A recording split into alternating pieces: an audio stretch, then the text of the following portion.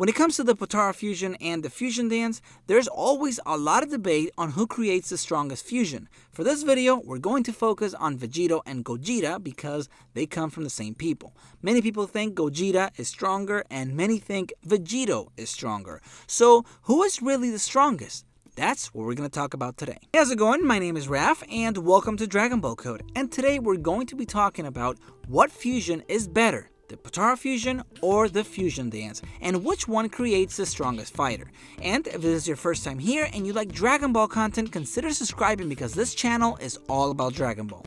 So both of these fusions are very useful, but they both have pros and cons. So let's go over both of them to be able to compare them. First, let's go over the Fusion Dance. This fusion, you can do it wherever you are.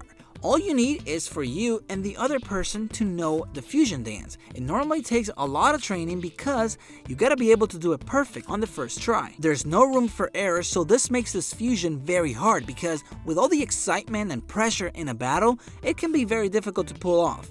And if you pull it off and you didn't do it perfectly, you would have to wait 30 minutes in order to do it again. During this time, you would have to survive with a much weaker version of yourself. Also, with the fusion dance, you can only stay fused for 30 minutes, but as soon as you defuse, you can do it again. In the movie Dragon Ball Super Broly, it was never specific whether or not the power used by the warrior drains the time that the fusion lasts. Also, while doing this fusion, both fighters would have to bring their power levels up or down so that they are equal. If not, the fusion will not work. Now, the Potaras. With the Potara earrings, you don't have to worry about learning anything. You both just stick the earring in your earlobes and you're good to go. As soon as you put those earrings on, you will fuse with the other person. The problem with this fusion is that you obviously need the Potaras with you. And if the battle starts out of nowhere and you're not prepared, you're out of luck. Unless you're Goku and you can perform the instant transmission, get the Potaras and teleport back. With the Potaras, you stay fused for 1 hour, but the more power you use, the less time you have when you're fused. This is what happened with Vegeta when they were fighting Zamasu. They used so much power that they only stayed fused for about 5 minutes, which can be a problem. So, in my opinion, I would say that time-wise, the Fusion Dance has the edge, even though the Potaras can give you an hour, because the more power you use, the less time you have with them. Unless both fighters are weaklings, and then that wouldn't matter. Since there wasn't any sign of this happening with the Fusion Dance in the movie, I'm gonna assume that this doesn't affect it. Because Gogeta was doing a bunch of crazy stuff, he never ran out of the fusion. Maybe someday someone will say something about this.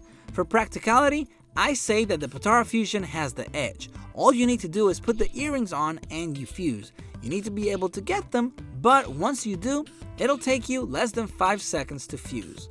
Now, in terms of power, what fusion makes the strongest warrior?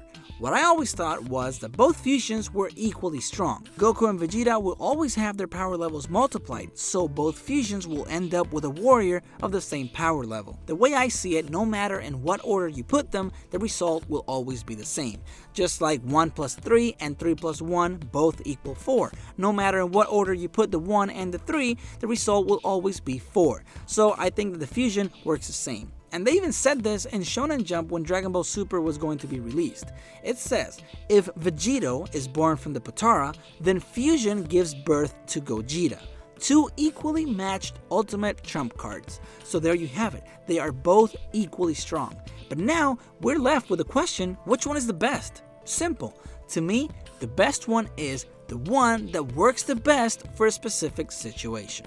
Which one is your favorite fusion, Vegito or Gogeta? And if you enjoyed this and you would like to support my channel, please check out my Patreon page in the description below. And of course, if you like Dragon Ball content, make sure to subscribe and hit that bell icon so you can get notifications whenever I post a new video. Thanks for watching, and I will see you later.